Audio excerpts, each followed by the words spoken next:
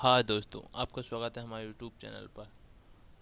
आज हम करेंगे प्रैक्टिस नंबर 9 जो हमारे पीओआई की सीरीज पर आधारित है। इसमें हम पीओआई प्रीवियस ईयर के क्वेश्चन करते हैं जो हमारी विभिन्न परीक्षाओं जैसे एसएससी, एनटीपीसी आदि के लिए अत्यंत महत्वपूर्ण है। आइए तो चलते हैं अपने प्रश्नों पर। पहला प्रश्न, निम्नलिखित में से कौन सा भारतीय संविधान में उल्लिखित मौलिक अधिकार नहीं है? इसका आंसर है ऑप्शन नंबर ए, वोट देने का अधिकार। समानता का अधिकार तो संविधान में दिया गया है जो 14 से 18 के बीच में है। धार्मिक स्वतंत्रता का अधिकार यह 25 से 28 के बीच में है। और स्वतंत्रता का अधिकार 19 से 22 के बीच में है। अनुच्छेद 12 से 35 में मौलिक अधिकार के बारे में बताया गया है। मौलिक अधिकार के बारे में बताया गया है। इसे अमेरिका के संविधान से लिया गया है। मौलिक अधिकार बाध्य योग्य हैं लेकिन निरपेक्ष नहीं। ये पवित्र स्थायी नहीं है। इसे संसद के द्वारा चेंज किया जा सकता है। ये बाध्य योग्य परिवर्तनीय है या साथ न्यायालय के द्वारा बाध्य योग्य हैं। मौलिक अधिकार मौलिक अधिकार हैं हमारे संविधान में 7 मौलिक अधिकार थे। संपत्ति के अधिकार को 44वें संविधान संशोधन 1978 के द्वारा हटा दिया गया है। इसे वर्तमान में 301 के कानूनी अधिकार में पहुंचा दिया गया है। संपत्ति का अधिकार जो मौलिक अधिकार में 19(1) एवं 31 अनुच्छेद 31 के अंतर्गत आता था, यह संपत्ति का अधिकार यह भाग 12 के अनुच्छेद 300(a) में पहुंच गया है। वर्तमान में मौलिक अधिकारों की संख्या 6 है, जिनमें से एक है समानता अधिकार जिसके 14 से 18 के बारे में के बीच में है। स्वतंत्रता का अधिकार यह अनुच्छेद 19 से 22 के बीच में आता है। शोषण के विरोध अधिकार है 23-24 के अंतर्गत आता है। धार्मिक स्वतंत्रता का अधिकार 25 से 28 के बीच में आता है। पांचवा है संस्कृति और शिक्षा संबंधी अधिकार, यह 29 से 30 के बीच में आता है। और छठवां है सार्वजनिक उपचार का अधिकार, अनुच्छेद 32 के अंतर्गत आता है। इसमें 5 प्रकार की रिटों के बारे में बताया गया है। इसे भीमराव अम्बेडकर ने संविधान की आत्मा कहा है, अनुच्छेद 32 को।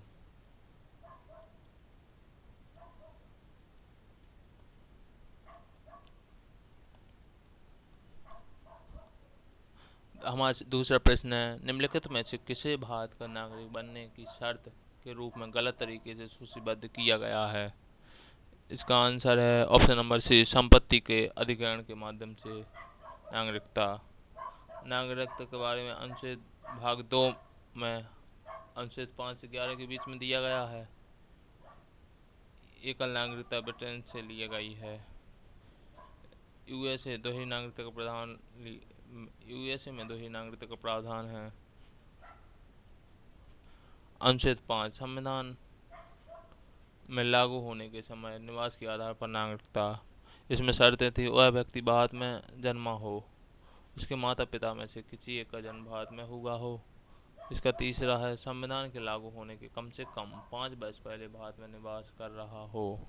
अनुच्छेद 6 में था पाकिस्तान से भारत आने वाले लोगों के लिए नागरिकता। अनुच्छेद 7 में था भारत से पाकिस्तान जाने वाले और पुनः पाकिस्तान से वापस आने वालों के लिए नागरिकता।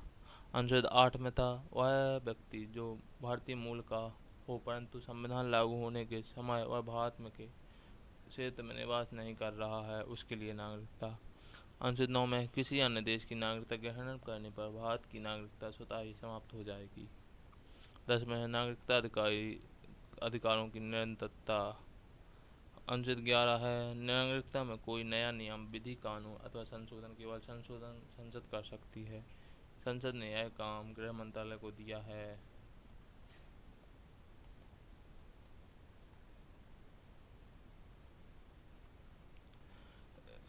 तीसरा प्रश्न है निम्नलिखित में से किसे कौन सी भारतीय संविधान की संघीय विशेषता नहीं है? इसका आंसर है option number C, Akhil Bharatiya सेवाएं।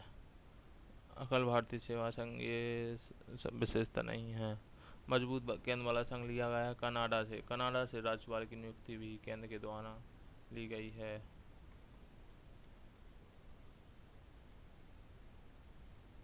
राज्यपाल का कार्यालय भारत शासन अधिनियम 1935 के द्वारा लिया गया है। संघीय व्यवस्था के अंतर्गत लिखित संविधान संविधान की सर्वोच्चता नियुक्ति राज्यपाल की नियुक्ति संविधान की कठोरता न्यायपालिका की स्वतंत्रता द्विसदनात्मक दोहरी सरकार यह संघीय विशेषता के अंतर्गत आते हैं। जबकि एकात्मक विशेषता के अंतर्गत आपातकालीन प्रावधान केंद्र द्वारा राज्यपालों की नियुक्ति एकल संविधान एकल नागरिकता दस्तावेजीकरण अखिल भारतीय सेवा यह एकात्मक विशेषता के अंतर्गत आती हैं। चौथा प्रश्न पानी हवा और बर्फ जैसे विभिन्न कारकों द्वारा परिदृश्य को खराब करने को डॉट डॉट कहा जाता है। इसका आंसर है ऑप्शन नंबर डी अवसादन कहा जाता है। अवसादन कहलाता है किसी तरल में उपस्थित कणों का जमीन पर आकर बैठ जाना। अपक्षय कहलाता है पृथ्वी की सतह पर मौजूद चट्टानों के टूटने फूटने की क्रिया को अपक्षय कहते हैं। कटाव प्राकृतिक शक्तियों जैसे पानी हवा और गुरुत्वाकर्षण द्वारा मिट्टी चट्टान और अन्य सामग्रियों का घिसना परिवहन कटाव कहलाता है। काया पलट रूप में परिवर्तन काया पलट कहलाता है। पांचवा प्रश्न है किस प्रकार की चट्टान कठोर कभी अग्नेय अवसादी थी लेकिन पृथ्वी की परपटी के भीतर तीव्र गर्मी और या दबाव के परिणाम स्वरूप उनका रूपांतरित हो गया। इसका आंसर है ऑप्शन नंबर बी क्वार्टजाइट। चट्टानें तीन प्रकारों में विभाजित हैं। पहला है अवसादी दूसरा अग्नेय तीसरा कायांतरित चट्टानें। अग्नेय चट्टानें इनका निर्माण पृथ्वी के आंतरिक भाग के मैग्मा एवं लावा से होता है। अग्नेय चट्टानें दो भागों में है अंतर्वेदी बहिर्वेदी। ग्रम्बो के अग्नेय चट्टान के अंतर्गत आती हैं ग्रम्बो ग्रेनाइट बेसाल्ट प्यूमाइस आती हैं। दूसरी है अवसादी चट्टानें चट्टानों के अपक्षय एवं अपरदन के उपरांत परत जैसी ठोस रूप में निर्मित चट्टानें अवसादी चट्टानें कहलाती हैं। अवसादी चट्टानों में जीवाश्म देखने को मिलते हैं। लिथिफिकेशन कहलाता है दबाव के कारण ठोस दबाव के कारण हवा को बाहर निकलने के बाद तलहट के धीरे धीरे ठोस चट्टान बदलने की प्रक्रिया को लिथिफिकेशन कहते हैं। कायांतरित चट्टान है अग्नेय और अवसादी शैलों में ताप और दाब के कारण परिवर्तन या रूपांतरण को कायांतरित चट्टान शैलों का निर्माण होता है। जैसे ग्रेनाइट का नीच में निर्माण होता है शैल का स्लेट में और बलुआ पत्थर का क्वार्टजाइट में निर्माण होता है। कायांतरित चट्टानों के अंतर्गत संगमरमर ईस्ट एवं एम्फीबेलाइट कहलाते आते हैं। छठवां प्रश्न है निम्नलिखित में से सामान्यतः डॉट डॉट मीटर से अधिक ऊंचाई वाले खड़ी पहाड़ियों को पर्वत के रूप में वर्गीकृत किया जाता है। इसका आंसर है 600 मीटर से 600 मीटर के से कम ऊंचाई वाले क्षेत्रों कम ऊंचाई वाली पहाड़ी को हम पठार कहते हैं। सातवां प्रश्न है शाली झुमरा और नाटू भंगी किस शास्त्रीय नृत्य से संबंधित है। इसका आंसर ऑप्शन नंबर बी सत्रिया यह सत्रिया संबंधित है। सत्रिया असम में किया जाता है। यह वैष्णव शास्त्रीय नृत्य है। इसके गुरु शंकर देव है इन्होंने सन 2000 में शास्त्रीय नृत्य बना सत्रिया इन्होंने इसकी उत्पत्ति की थी। इसके विषय थीम भगवान कृष्ण से संबंधित है। असम का संगीत बोल गीत कहलाता है। अंकीय नाटक नृत्य भावना कहलाता है। चाली झुमरा नाटू भंगी इसे संबंधित सत्रिया से संबंधित है। सत्रिया के प्रतिपादक हैं जतिन गोस्वामी इंदिरा बोरा सरोदी सैकैया भूपेन हजारिका इन्हें भारत रत्न 2019 में मिला।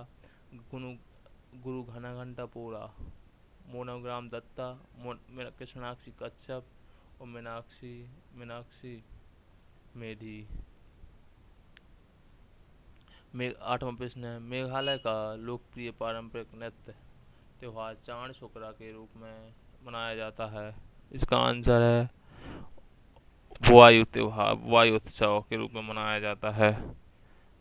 नौवां प्रश्न है गौरमा या डोडो राज्य का एक नृत्य रूप है जो खुशी और आह्वान का एक प्रसिद्ध कला रूप है। यह एक समूह है और इस नृत्य में पुरुषों और महिलाओं दोनों उत्साहपूर्वक भाग लेते हैं। इसका आंसर ऑप्शन नंबर डी यह छत्तीसगढ़ नृत्य है गौरमाल, ये छत्तीसगढ़ का नृत्य है।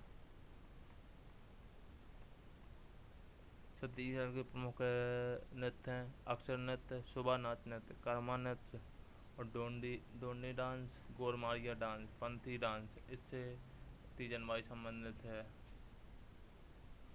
जिन्हें सन 2019 में पद्म भूषण मिला, पद्म विभूषण मिला, पद्म भूषण नहीं सॉरी।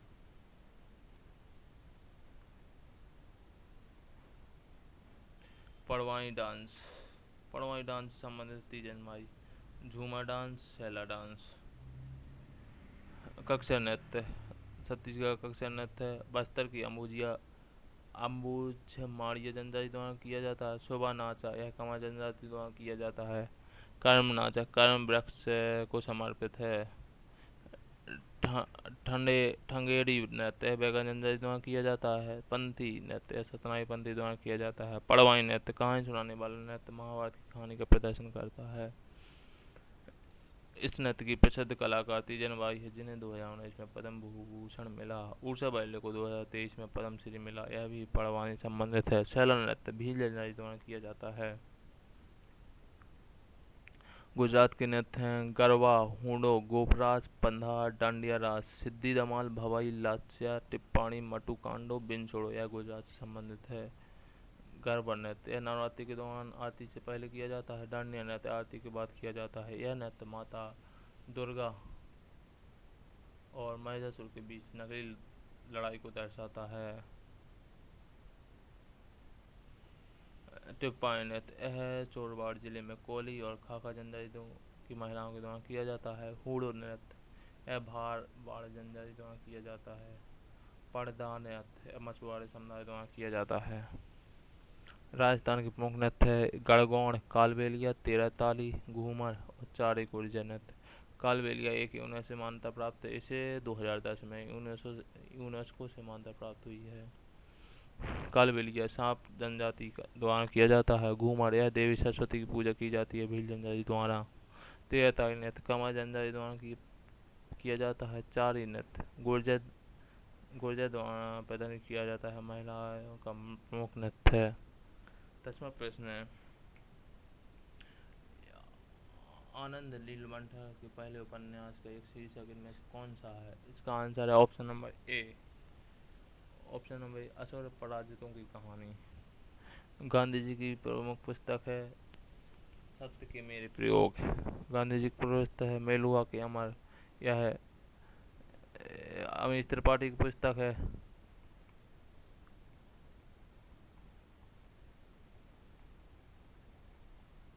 बाणभट्ट की पुस्तक है कादम्बरी हास्यचरित्र, और यह हर्षवर्धन के दरबारी कवि थे अमीश त्रिपाठी। मेलुआ के अमर इक्ष्वाकु के वंशज, सीता मिथिला के योद्धा, रावण सुहेलदेव की कीरबंती, वायुपुत्र की शपथ, नागा का रहस्य, यह अमीश त्रिपाठी की पुस्तक है। देवदत्त पटनायक की है सीता रामायण मिथिला का सचित्र पुनर्कथन, मिथ्या विष्णु के साथ रहस्य, यह देवदत्त पटनायक की पुस्तक है। यदि आपको वीडियो पसंद आए तो लाइक कमेंट जरूर कीजिएगा। धन्यवाद।